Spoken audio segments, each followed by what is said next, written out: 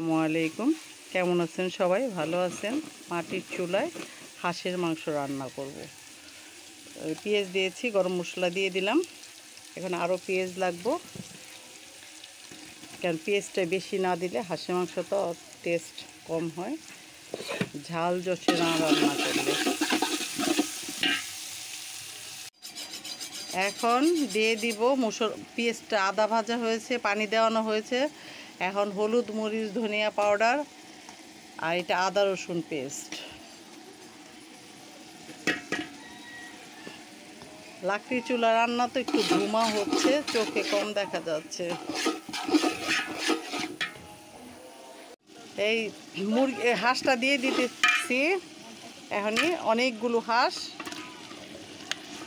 ধুমার জন্য কিচ্ছু দেখা যাচ্ছে না ভাই, আপনারা কিছু মনে করবেন না। লাকড়ি চুলা রান্না তো বড় পাতিলে।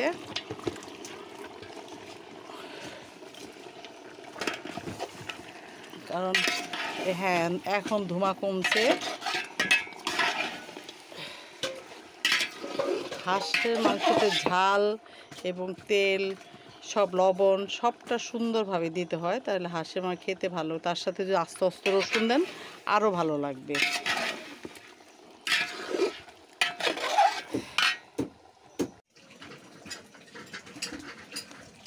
রান্না করতেছি মুগ ডাল দিয়ে, পোলাওর চাল দিয়ে ভুনা খিচুড়ি, বড় ডেগে লাকড়ির চুলায়। একটু এলোমেলো হলো, কিছু মনে করবেন না।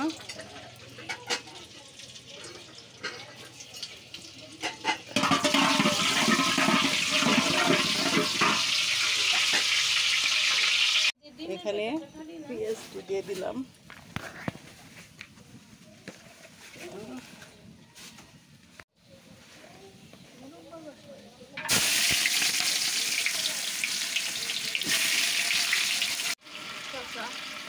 মশলা দিয়ে দিলাম।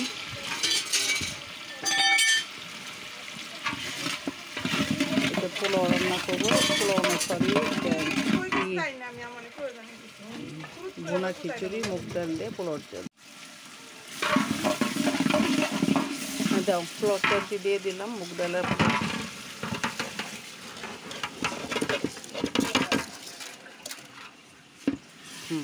একটু দোকানে হাত দিয়ে তো।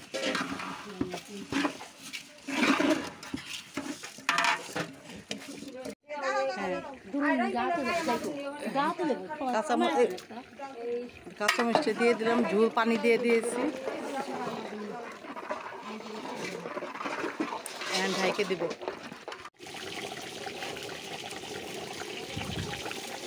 ধোঁয়ায় দেখা যাচ্ছে না মুরগি হাঁসের মাংস ভুনাটা। এতে বেগুন ভাজা হচ্ছে।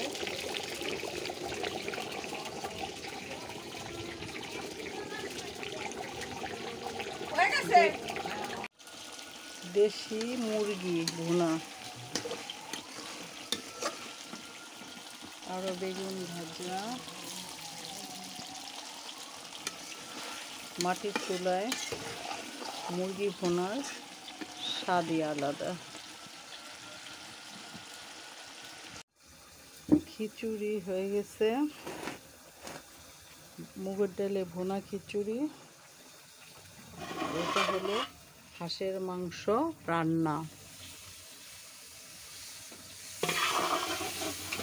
একটু বাইরে এক্সট্রা সাউন্ড আসতেছে। এটা হলো বেগুন ভাজা, বিভিন্ন রকম আইটেম।